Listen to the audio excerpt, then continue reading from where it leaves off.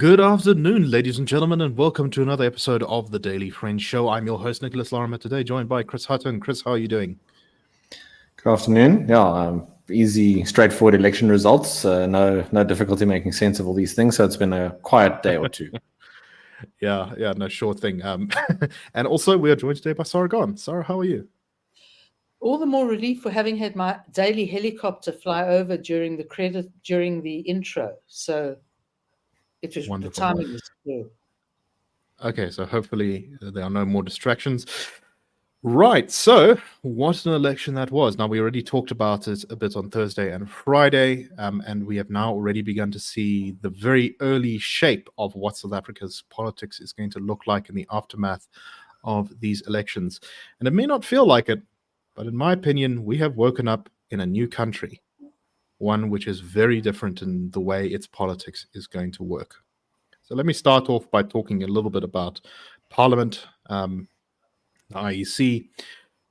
So the IEC has announced the final results, and there are a number of this is the seat allocations they gave to each party. Now there are 400 seats in the National Assembly, the Parliament, and you need 201 in order to become the government, in order to be elected president. So the ANC is on 159, meaning that they are 41 seats short of being able to be the government by themselves. The DA is on 87, the MK party on 58, the EFF slightly down to 39, the IFP slightly up to 17, the PA on 9, the Freedom Front Plus on 6, Action SA on 6, the African Christian Democratic Party on 3, the UDM on 3, the ATM party on 2, Al Jamaha on 2, Build One SA on 2. I think it's the National Colored Coalition. I can't remember. It's a Western Cape party on 2. Rise Mzansi on 2. The Good Party on 1. The Pan Africanist Congress on 1, and a party called the UAT, which I believe is the United African Transformation Party, on 1. Never heard of them before, so I have no idea what that is. This means that the ANC cannot form a government without the cooperation of either the DA, MK, EFF, or the IFP. If they got every single small party that wasn't one of the big ones to vote for them in Parliament, which is very unlikely to begin with, they would still be, I think, 2 seats short of being able to form a government. So, for the first time since, arguably ever in South Africa's, or at least since, the 40s, South Africa's Parliament, I think, is really going to be the center of our political debate and confrontation. And there's already now negotiations underway to determine what the coalition structures will look like. But before we get into that, let's just talk a little bit about Jacob Zuma and his shenanigans sort of over the weekend. Zuma decided that the results were incorrect, and according to MK, that they were falsified, that the election was stolen. Now, as someone who actually observed in the election and who knows a lot of people who were involved in the election and observing the election, there were definitely all sorts of mistakes and sloppiness and errors and things that the IEC should not be proud of. However, to claim that the election was in a large way stolen, or that this result here is not more or less what the actual votes came in as, I think is something without merit. The ANC, for its part, seems to have, and slightly to my surprise, to be honest, seemed to have pretty much accepted the election results, saying that this is really bad for us, but we continue, we're down, but we're not out, which I think is a very mature thing to happen in a democracy. However, Zuma was very threatening in his terms about the announcement of the election results. In fact, he demanded the IEC hold back, postpone announcing the results, saying that we have a bigger right than anyone else to demand that it is us who are citizens. Institutions can't say we can't listen to you and let us rush. He said that announcing the election results would be provoking people, which is a sort of ominous threat, maybe, that there'll be more riots like there were in July 2021. after that, there have been a number of community police forums, police, all sorts of groups across KZN who have prepared themselves for maybe a continuation of the riots. But Sara, let me start with you. What do you make of Zuma's attempts here, in my opinion, to kind of blackmail the country, saying don't release the election results until I give the say-so? I think Zuma's harnessing his inner EFF. He's trying to sort of bluster and sound threatening and get everyone worried that we're going to have another repeat of the July 2021. That he has that sort of power. I think really the fact that he's not a Democrat, and he certainly said he's not a constitutionalist, is borne out by this behavior. But so for me, I think what he's going to do is, because he's being a spoiler in a situation where the MK has really done very well in the circumstances of a first election in a very short period of time, he's going to look like a spoiler. He runs the risk, I think, of showing that he's so much of what he does, like Julius Malema, is performative, but not always as slick as far as the smarts go, shall we put it that way. But for me, there were two great moments in the announcement of the election results. The one was Zuma coming late, obviously to make the grand entrance. I mean, he not just coming late because he felt like, he's coming late. He was going to come in and stir. And they didn't let him in for not coming in time. I mean, that's purely procedural. And what I love about that is that you can, free speech and free association, and you can politic how you like, but there are rules to be followed so that everyone politics according to a certain formula, so that you don't keep on seeing a repeat of what the EFF did for years. They didn't let him in. So Ramaphosa, for what, got to say his thing. And as you said, accepted the outcome of the election, which is a very good thing to cling on to, and to, sort of, in a way, remind the ANC repeatedly that, they've done something very democratic and constitutional. And the second thing, and that this really goes to the ANC's trashing, as one commentator called it, the official who stood up and welcomed or recognized the extinguished guests. And the ANC's guests, or more to say, their parliamentary, some of them were extinguished as a result of the vote. So what's it, 71 odd people are not going to work. Yes. Come the next parliament. The Zuma attempting to arrive, I believe he was attempting to arrive in the middle of Ramaphosa's speech, presumably to, I don't know, interrupt it or distract people from it or something like that. And the fact that they just did the very simple response of closing the doors because, the speech had started, I think completely deflated Zuma, and so far, it really doesn't seem like there's much hint of any kind of unrest in KZN, despite Zuma's sort of threats. And I think that's very powerful, because it shows that then in a lot of ways, he's quite sort of impotent. I mean, after all, MK did excellently for a new party. It got 14% of the vote, better than anyone thought. It almost took the province of KZN. It brought the ANC below 50%. But at the same time, it hasn't got a majority in any province. It's only got 58 seats out of 400 in parliament.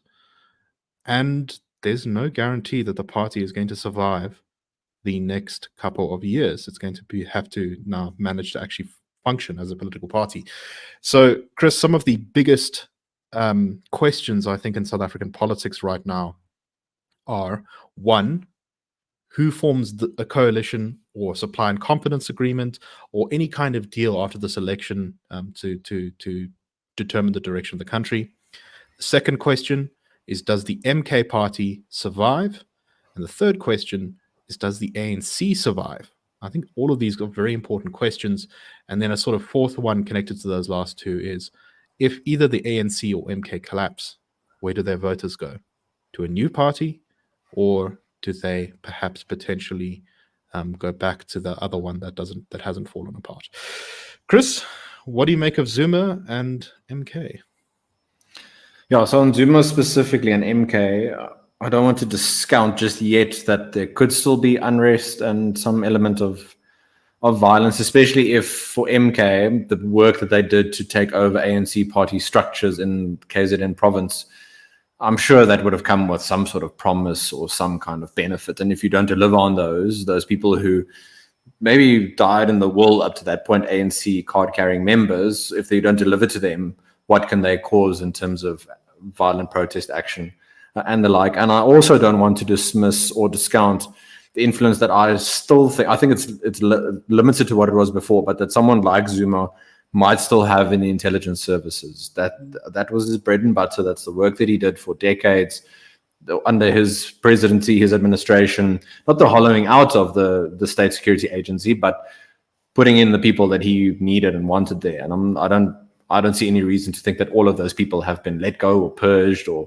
anything like that. So you might have parts of the security intelligence services working against each other, similarly with the police. So getting different pieces of information, counteracting each other's plans, all quite up in the air at the moment. That's not to say I see July 2021 repeating, but I think communities, businesses, people in KZN should be prepared if that sort of thing does arise. And just on the ANC and Ramaphosa, the way that the wheel of history turns around the time of the transition to democracy and negotiating work around the new constitution, etc. One of the key figures was Cyril Ramaphosa. Now he has to try and lead or manage somehow the ANC in its first ever under 50% national and provincial election performance. Whether he's got the nous and the skill to do that, I'm not sure. You've got the chattering classes applauding his speech last night, which I don't want to dismiss, because that kind of thing, it's not guaranteed to happen. That's sort of allowing democratic processes to happen. But also, when your back is against the wall and you now want to be presented as the sensible, centrist, moderate option, you put on this smiling face, you make jokes, you remind people of the good old cupcake days, the good old Sea Point jogging days, and you ensure that if anyone doesn't want to work with you in a coalition, their base, their supporters, their voters might then put them under pressure. And indeed, other South Africans, they might say, oh, look, the ANC is being mature and democratic, but you're not willing to work with them. They've now changed the corner. They've realized their mistakes, etc. So also keep in mind just some of these other optics and things on the go at the moment. So let's get now on to our next topic, which is what a post-election government is going to look like. Now, there's talks underway between various parties, so we don't really know where the ANC is at, but essentially they have kind of two options here. One is that they can maybe try and form a government with the EFF and the PA, maybe the MK, although so far MK has suggested they won't form a government with the ANC, although whether they're actually telling the truth about that, we don't know. But the ANC should be able to throw together a majority if I think they get the support of the EFF and a party like the Patriotic Alliance. That's a possibility, I guess. That would lead the country in a more radical direction. We can definitely see things like expropriation without compensation coming down the line there. Also, maybe the IFP might be included in that. Maybe the EFF and the IFP might be included in that. We don't know. On the other hand, the ANC also could consider some sort of arrangement with the DA. Of course, with the DA's votes, it would be a much stronger parliamentary majority, the two parties together having something like 60% of the seats. There are talks underway between those two parties. The DA says that as part of it, says that it cannot allow a situation where essentially the worst political impulses in the country are able to capture government. In this case, they mean the MK and EFF, and so they are at least considering the possibility of joining into a coalition which they or a power sharing agreement of some kind which they are not super happy with. They've announced as part of that a coalition negotiation team led by Helen Zille, Tony Leon, Ryan Coetzee, and I think there was someone else I may have forgotten off the top of my head. Anyway, I'll try and Siviwe, the chief whip in Parliament, was the other one. So that is also, I think we don't know what that negotiation is going to produce, But this is one of the key questions is, what should any potential agreement between the DA and ANC look like? So far, it looks like the ANC is more interested in a deal with the DA than it is with the EFF.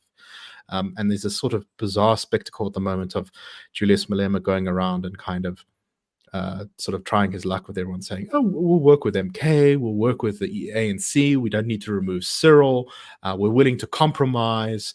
Guys, please just give me a chance. I want to be deputy president. Sort of the vibe I'm getting from Malema right now, which is very much a change of pace from how things normally are. And I suspect part of that is because the EFF didn't do great in this election. And he might be thinking to himself, I really need to get out there and,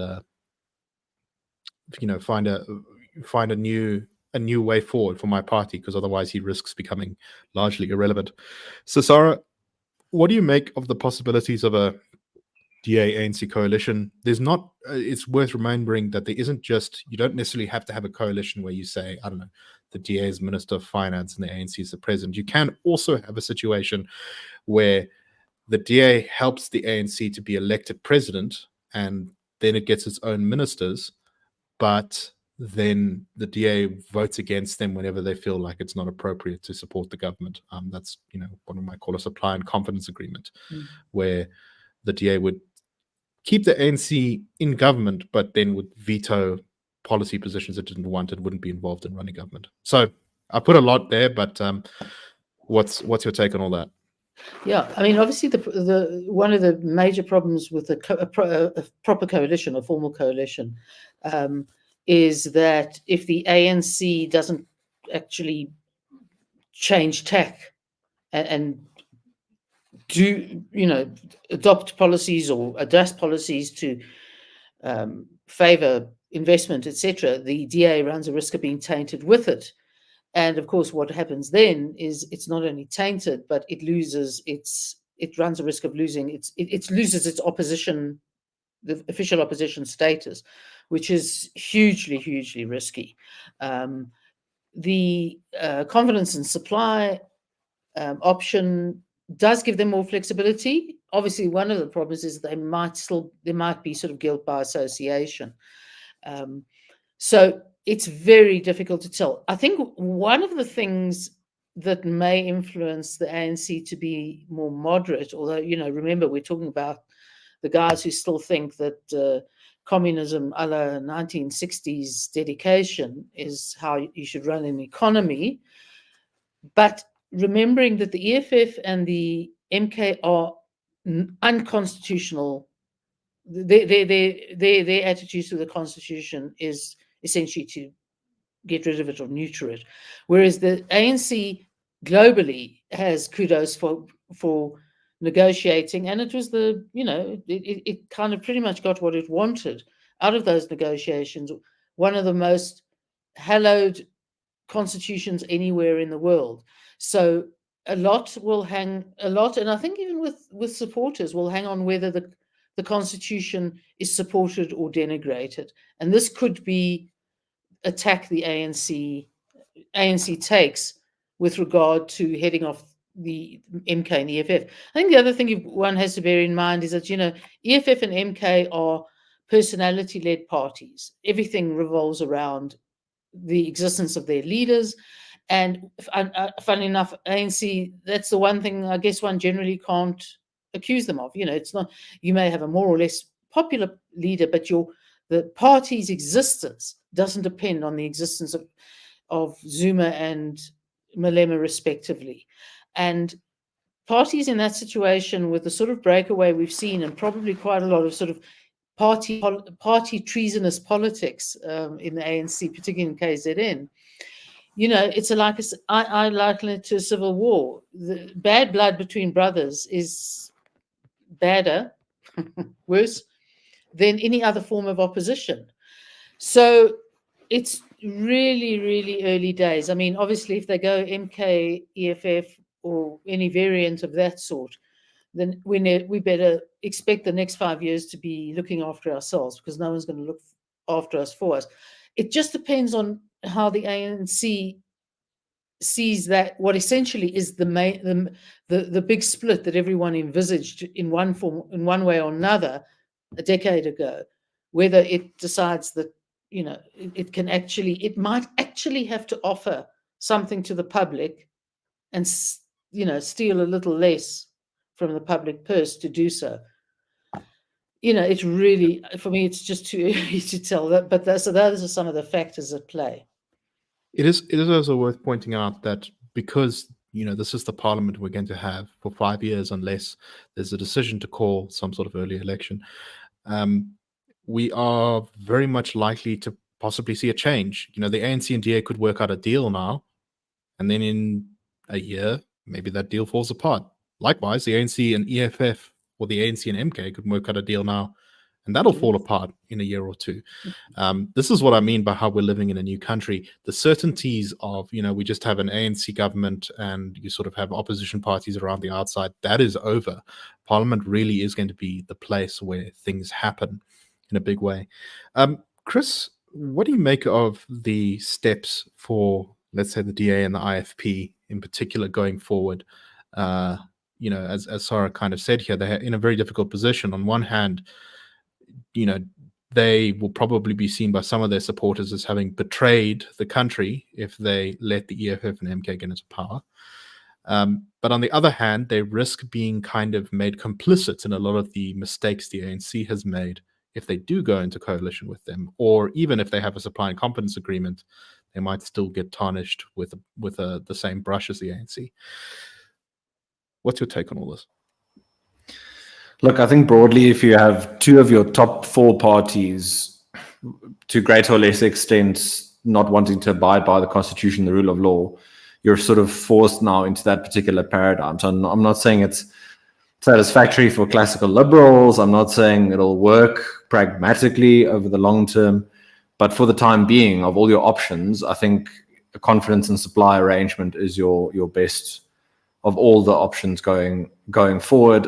For the DA, having built up, I think, and done well, especially in the last 4 years since the decline in 2019, you've now restored cohesion, especially ideological cohesion, and that shouldn't be thrown out, I think, just on the back of short-term expediency, and you think you can take 1 or 2 positions or something like that and give yourself that influence at national government level.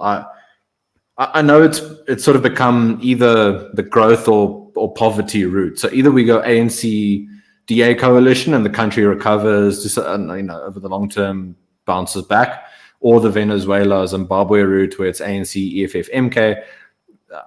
I do think it's a bit more nuanced and complicated than that. You have strong private sector, strong civil society. Those things have very much carried the country over the last 10 years, I'd say, if not longer.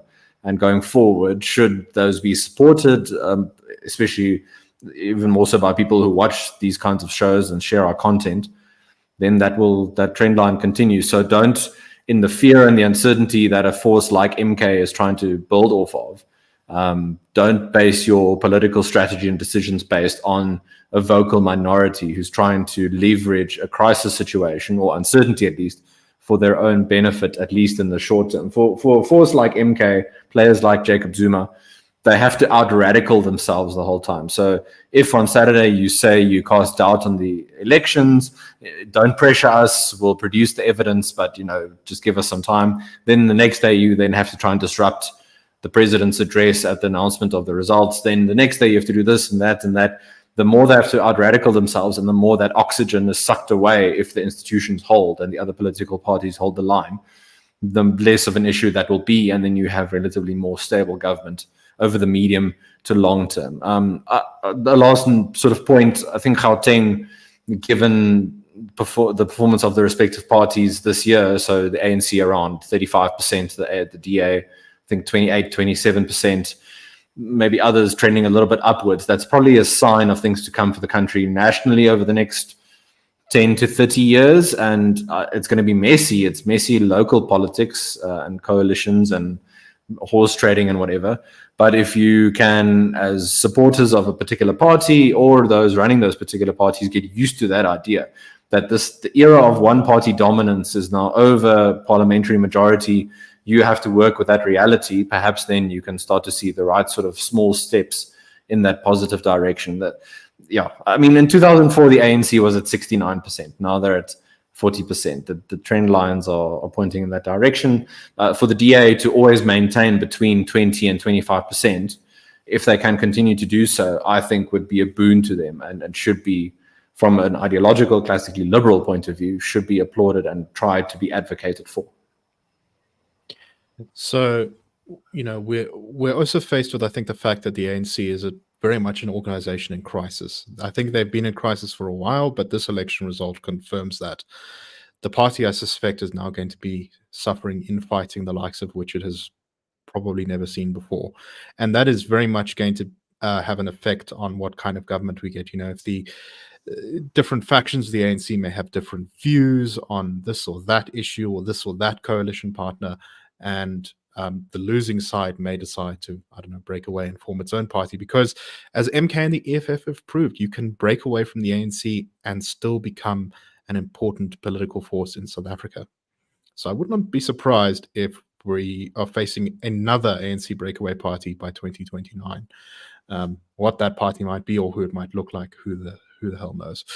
But this question of coalitions doesn't even just make sense at a national level. Also on a provincial level, we are seeing some interesting things. For example, there are 41 seats in the provincial legislature of KwaZulu-Natal, and MK, which is by far the biggest party in KwaZulu-Natal, only has 19. So they would still have to form a coalition, even of some smaller parties. I guess if they include the EFF, they still would be short of being able to form a coalition there, which means that MK needs to form a coalition in KZN with either the DA, the ANC, or the IFP. So the DA is definitely not going to go for that. I'm not sure the IFP would either, which means that you could see this bizarre circumstance where, despite MK doing really well in KZN, you might see some sort of weird Frankenstein coalition of the IFP, ANC, and DA forming together to lock them out of power there, which would be really wild. Similar story in Hattingh, where there are 48 seats in the legislature, with the ANC having the most at 17, the DA on 13, the EFF on 6, MK on 5, Action SA on 2, and the Freedom Front Plus on 1. Sara, any final thoughts on how we're setting up now for elections? For coalitions and supply and confidence and going forward? Yeah, I don't think I can add to anything that's already been said, other than that, there's a certain dreadfulness and wonderfulness about nothing being certain. It certainly makes a change, and it gives us hope and dread. But I just want to make a point about I think Chris made about MKs having to sort of out, it's got to appear to be blustery and extreme, etc., etc. I think the problem the MK might face is that its constituency is not the same as the EFF's. The EFF's constituency is young, and it's a combination of poor young and the elite young who is stupidly sitting in universities. But Right. people move away, as they grow older, move away from the EFF. MK is the opposite. It's got the traditional vote. It's got the older voter. It's everything about it is not. We're not in the nursery school anymore with that. And he might find that if he overdoes the sort of antics, it will not favor him come 2026 when we're looking at local elections. And that's really where a lot of that sort of power that Zuma is looking at is expressed, will be at the local level. So I think he runs a little bit of a risk. He's got quite a, well, he doesn't actually, he should be better behaved, but I'm not sure he can be. And I think it's the fact that his constituency's not necessarily a very radical constituency he might end up shooting himself in the foot. It's definitely something to keep in mind, and I think we have to watch MK very closely to see what happens to the party. We now, of course, have the municipal government elections coming up in 2026, and if you look at how the sort of map of results shakes out, we have the potential for an enormous number of municipalities to change hands or to become coalition municipalities, following in the sort of trend that we've seen in the last election.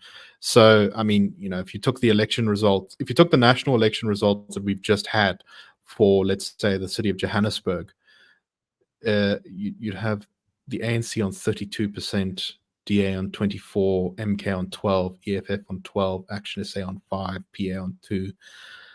It's very definitely true to say the era of single party dominance is over. I think it's very unlikely that South Africa will, especially under the current electoral system, ever have a political party that gets 50% of the vote. And so working out how these coalitions go forward on every level of government, from municipal to provincial to national, is going to be very important for making sure that the country can function.